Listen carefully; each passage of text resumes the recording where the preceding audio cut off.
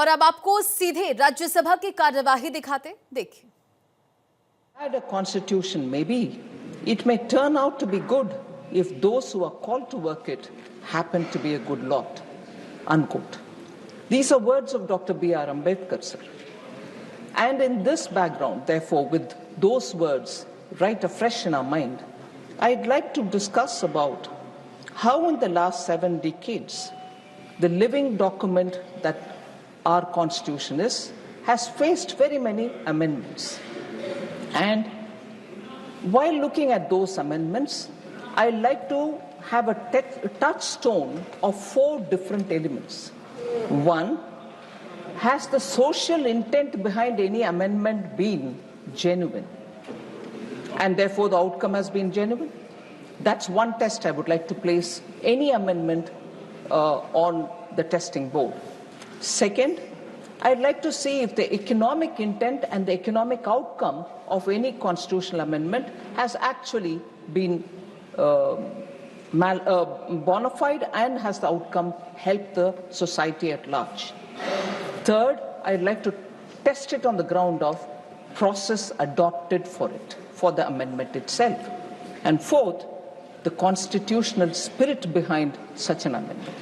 Now, if an amendment can go through these kind of tests, we'll be able to see why India's constitution, going by the words of Dr. Ambedkar, if you had good people who are called to work on it, give good outcomes. If you have, I'm using Ambedkar's words, bad people who are brought to work on it happen to give such outcomes which are discussed.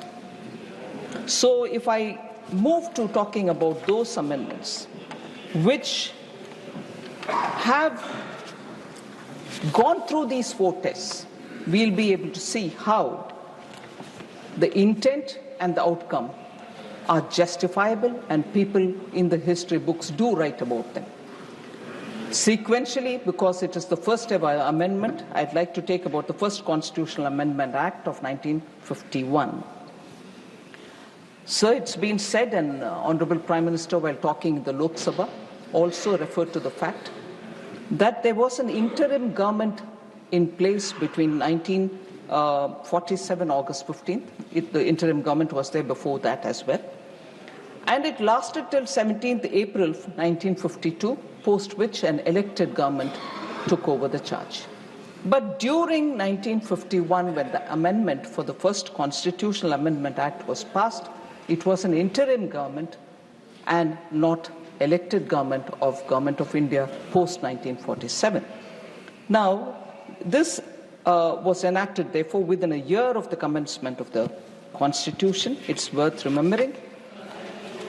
In fact, on the issues related to the amendment, or which triggered the amendment itself, which is the freedom of speech and expression, the amendment added 3 more heads to Article 19(2), saying public order could be a cause to restrict freedom of speech, friendly relations with foreign states could be a cause to restrict freedom of speech, or incitement to an offense could also be a cause. These were the amendments brought in the first Constitutional Amendment.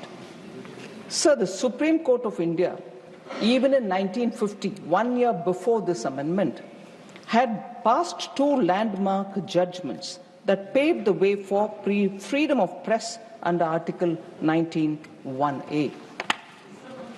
The Supreme Court had ruled in favor of the communist magazine Crossroads, and the RSS's organizational magazine Organizer. The Supreme Court had ruled in favor of them in 1950. Many high courts also upheld the freedom of expression of our citizens and ruled in their favor. But in response, the interim government thought that there was a need for a first constitutional amendment, and that was brought in by the INC, and it was essentially to curb the freedom. So India, a democratic country, which prides itself even today about freedom of expression, saw the first interim government coming up with a constitutional amendment which was to curb the freedom of speech of Indians. And that is within 1 year of adoption of the Constitution. So, let me say, sir, that is because the first Prime Minister of this country deplored press scrutiny of his government, even as he publicly praised freedom of the press. There was no doubt about it. And he had scrutinized the amending bill himself before approving its introduction in the Parliament. In the Parliament, sir, it didn't go through smoothly at all. The voices which spoke about it, and I will also refer some of the observations made by eminent members, vehemently who opposed it. Sri Shyama Prasad Mukherjee said, you can pass a law, I'm quoting, sir, you can pass a law and say that the entire task of framing, interpreting, and working the Constitution will be left in the hands of Pandit Jawaharlal Nehru, assisted by such people whom he may desire to consult. I would think it was a snide remark, saying, oh, you do it all yourself with the people who you choose to have, and not with the approval of the Parliament. That was the extent to which Pandit Shyama Prasad Mukherjee was upset about this amendment. Sir, he also said, you're treating this Constitution as a scrap of paper. You have declared preamble of your Constitution that you have done something unheard of in history, that within so short a period of attainment of freedom, you have trusted the people of this country to draft a Constitution. You have given a charter of rights to them.